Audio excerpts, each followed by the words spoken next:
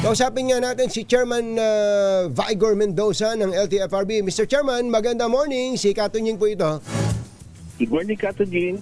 Opo, akala ko ba nagpa-deploy na o nasabihan na yung mga bus companies pati mga iba pang mga transport groups na mag-deploy ng mas marami o gamitin nila yung prangkisang ibinigay sa kanila, at kung hindi, ano na ba nangyari doon? Yan nga ang pinag-usapan, Katunying, tamang-tama last week sa Department of Transportation na report natin kay Secretary Banoy at inutusan kami.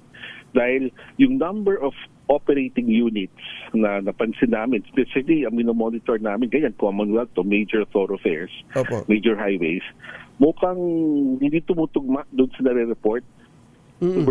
Simula this week, nagbibilang po kami ng sasakyan ulit, no? Para malaman namin saan ang kulang at anong klaseng mode of service ang kulang. Kasi napansin nga namin yan, parang kumahaba ang waiting time. Ang bilang parati namin waiting time eh. At parang humaba ang waiting time last week. So na-report ko nga kay Secretary Banoy, hindi tumutugma. Parang hindi tumutugma yung numero. Kasi kung tama yung numero na nare-report sa amin, bakit ang haba ng waiting time? So yan ang aming binibigyan. Inahabol ko lang po yung datos para yung malaman natin gano'ng karami. Kung kulang talaga, dadagdagan po natin yan. Walang problema po dyan. No? Pero ayaw rin natin mag-oversupply kasi mag-aagawan ng pasahero yung mga sasakyan. Totoo po yan. Pero kayo naman po, Chairman, alam ninyo yung volume ng pasahero, kung gaano karami ang pasahero sa mga partikular na lugar, at kung gaano din karaming mga jeep o bus ang kailangan. Hindi ba nag-inventory na ho kayo ng mga inisyu ninyong mga prangkisa, at di ba't na-boldjack na nga sila dyan? Hindi ba sila tumutugon o ayaw ba nila kayong pansinin o ano? Hindi tumutugon eh.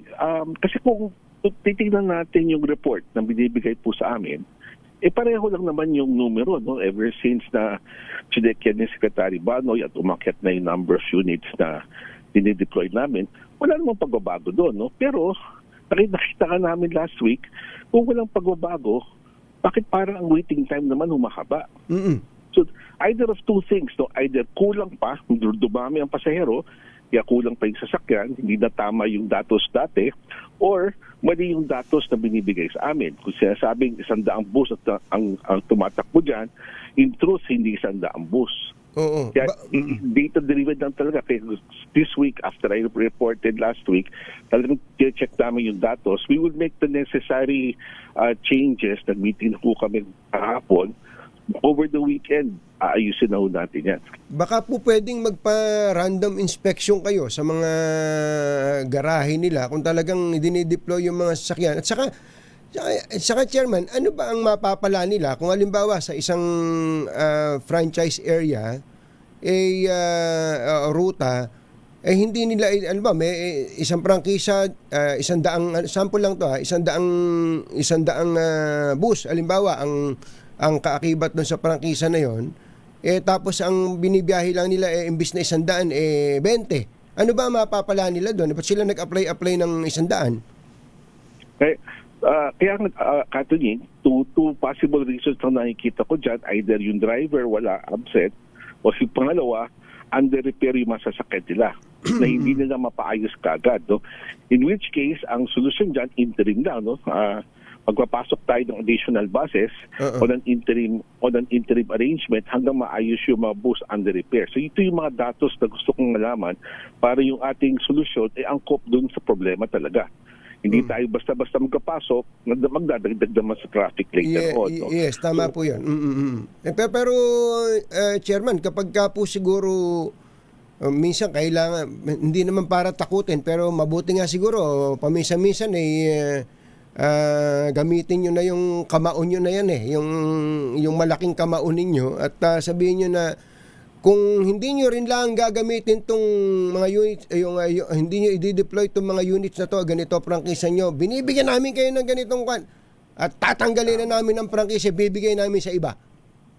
Tama, Katunying, kung makita natin na hindi sila na-deploy ng tamang number of units, ganyan na nga gagawin natin. Kung ayaw nyo mag-deploy, puputuloy natin yung prangkisa.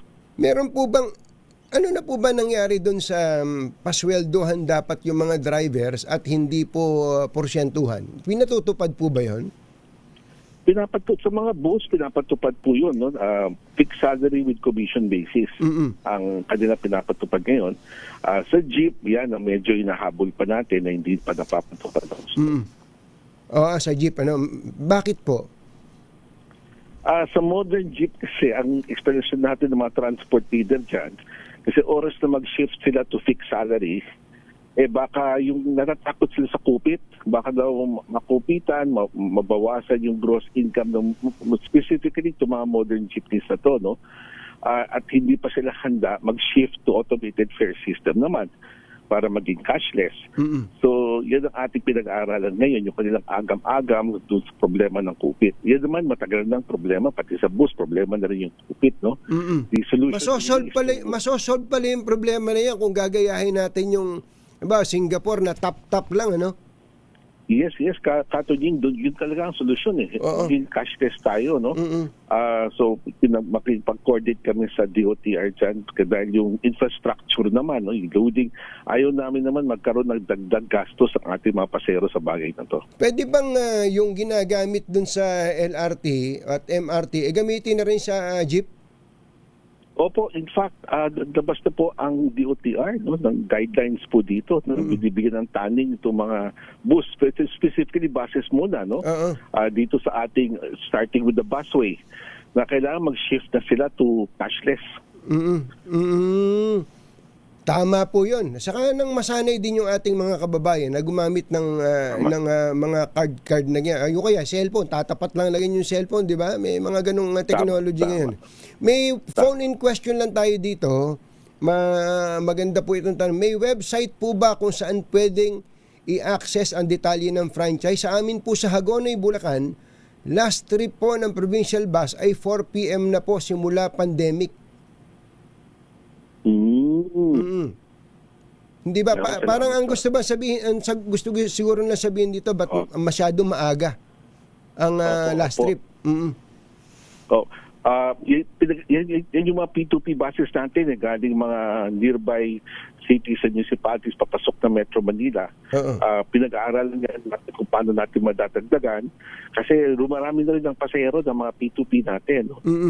Isa yan sa ating gustong palawakin ng gusto Katunying to mga P2P para mas madali ang traveling time, yung pag-convenience rin, no, na ating mga mananakay galing sa mga nearby, yung mga periphery ng Metro Manila, papasok ng Metro Manila. Gusto natin dagdagan pa itong mga P2P na to. At saka tama yung suggestion, no, na magkaroon ng access para alam nila kung anong oras talaga yung alis. De oras na tayo. Totoo po. Saka yung yung bang, di ba, dapat masanay yung mga tao na pag alas 7 ang alis ng bus, alas 7 aalis yung bus.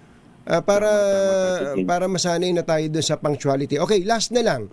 Meron pong ano ba tong GSM na to na may driver daw na nang haras ng sexual harassment pa yata doon sa kanyang pasahero, Chairman? Opo, viral ho yan social media na may driver na meron nasa amin na po ang video footage. Bihiring ko tayo niyan today or tomorrow, di lang po sigurado, no? Pinasuspindeho na natin yung driver sa sasakyan in the meantime para maintindihan. Pero nababahala ako, Katunying, kasi hindi lang naman sa GSM yan. Meron rin tayong natanggap ng ibang sexual harassment na kaso sa bus, sa mga pasero sa bus, sa kapwa-pasero, pati yung dito sa jeep at saka sa tax. Hindi pa naman ganun kalubha, no? Pero dumadami ang report sa amin ng sexual harassment. Ganun? So, binibigyan namin ang mga operator ng bagong training. Kailangan natin i-remind sila yung responsibilidad ng mga operator. Hindi pwedeng porke pasero yan, tas pasero, no? Wala na silang responsibility, no? May responsibility pa rin sila kahit hindi tao nila yan. But more so to sa GSM kasi driver. Opo. So talagang we want to crack down this bago pa rumami ang ating mga problema tungkol dito. Gusto namin balikan yung basics, no, sa driver's training. Opo. At gusto na rin natin ipatupad na itong drug testing, no? Kasi Iba, nakikita namin, iba drug-related eh. Opo, totoo po yan. Ano, mahirap, isip-isip mo, nagmamaneho para sa iyo. Ang ganda sana ng sistema eh, no? Meron tayong accountability, no, na matutukoy. Pero kung addict, kumakain naman na addict yung driver, pambihira, ano gagawin na? So, kailan nyo gagawin yung drug testing na yan? Paano magiging sistema? Kahapon lang ho, nang meeting ho na kami sa mga DOH accredited medical clinics, no? Medyo nakikita namin yung kakulangan, lalo na sa probinsya. Pag ito'y pinapatupad natin on a nationwide scale. Sabi ko naman, kung hindi pa handa ang Mindanao, Visayas, kahit Metro Manila man lang, mapatupad na natin on a pilot run para makita natin, makabakakunan naman tayo ng datos on the effectiveness of the program, no? Para kung kailangan pa natin baguhin ng konti, mababago pa natin for a nationwide implementation. Ito po ay push natin. requirement po ito, no? Hindi random lang? Opo, utos na po yan ng DOTR, no? Na twice a year, random testing po. Opo, twice a year random drug testing sa lahat ng mga public utility drivers, mga TNBS drivers, angkas drivers, etc. etc. Lahat po yan. Opo, marami-rami yun. At mabigat na trabaho. Chairman, salamat po sa inyo. Magandang umaga po. Kato Jing, maraming salamat rin. Anytime. Mabuhay po kayo. Si Chairman Vigor Mendoza ng LTFRB.